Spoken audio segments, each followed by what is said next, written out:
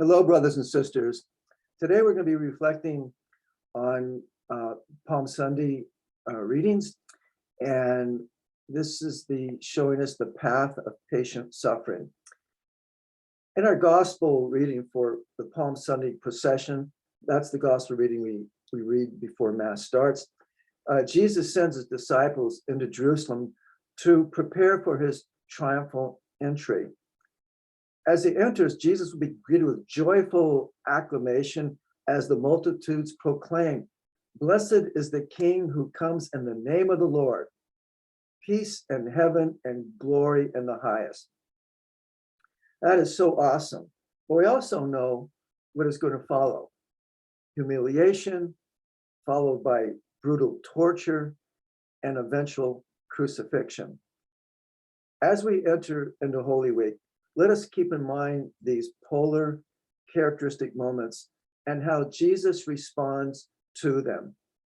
As being true man, as being fully human, Jesus is going to show us how to navigate through these events with patient suffering, and in so doing, enable us to share in his victory over the spirit of evil, which can seem so overwhelming. Jesus shows us how to face moments of utmost difficulty, of trauma, when life seems to be unraveling and that there seems to be no way out. During these moments of discouragement, we're vulnerable to the temptations of Satan, who will do everything he can to pry us away from our commitment to God and each other. Jesus wades through these temptations with a heart that is totally at peace. He does so not with stoic detachment or superhuman impassivity. No, Jesus experienced life deeply to its very core. Rather, what bolstered him was his confident abandonment to the Father and his saving will. The latter is what undergirds reality, and Jesus will always be conformed to his Father's will, no matter what the circumstances are.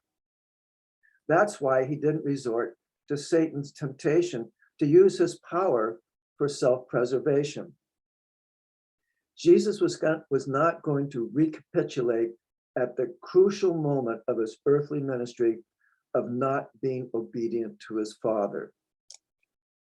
From the experience of the 40 days in the desert to the culmination of his passion, Jesus rejects the temptation of abandoning his obedient trust in the Father. As Jesus enters Jerusalem, he must have rejoiced with the people who shouted out his name and acclaimed him as King and Messiah. They were getting it right, and it must have gladdened his heart as he saw their enthusiasm and excitement as he processes into the city of David.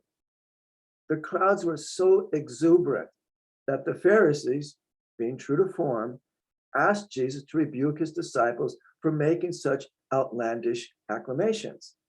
He replied, "If these were silent, the very stones would cry out."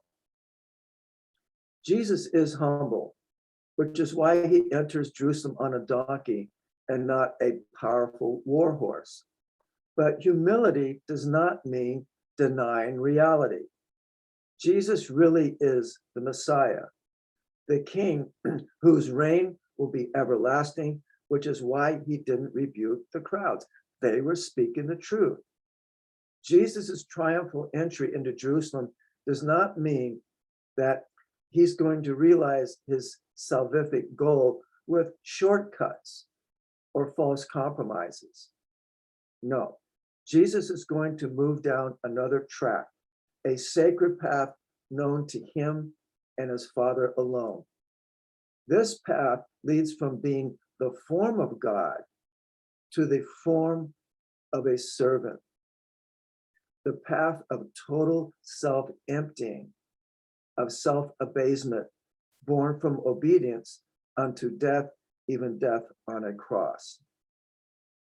Jesus knows that he is the Messiah, the anointed one, that he is king who will reign over all of creation forever. He also knows that the only way that his triumph over sin and death can be realized is by making room for his Father's will, no matter what. Jesus knows that the only way of doing his Father's will is by stripping himself, by self-emptying. That's why he remained silent, why he prayed, why he accepted humiliation. You see, brothers and sisters, there is no plan B when it comes to realizing our salvation. There is no negotiating with the cross.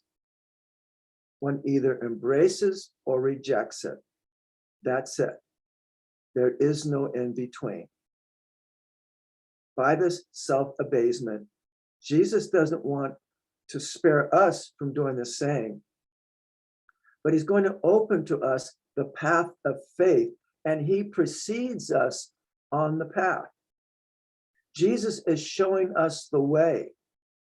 He's modeling for us what it means to be fully human, to be a disciple. So, as we enter in the Holy Week, let us carry the tension of these opposites: festive acclamations and brutal torture. And let us keep at the forefront the silence of Jesus throughout his passion.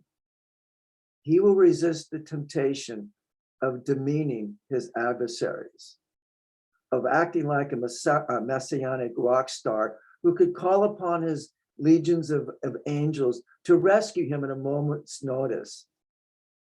In moments of abject darkness, when life seems to be unraveling, we also need to keep silent, to stay grounded in our faith and not give in to anger and resentment.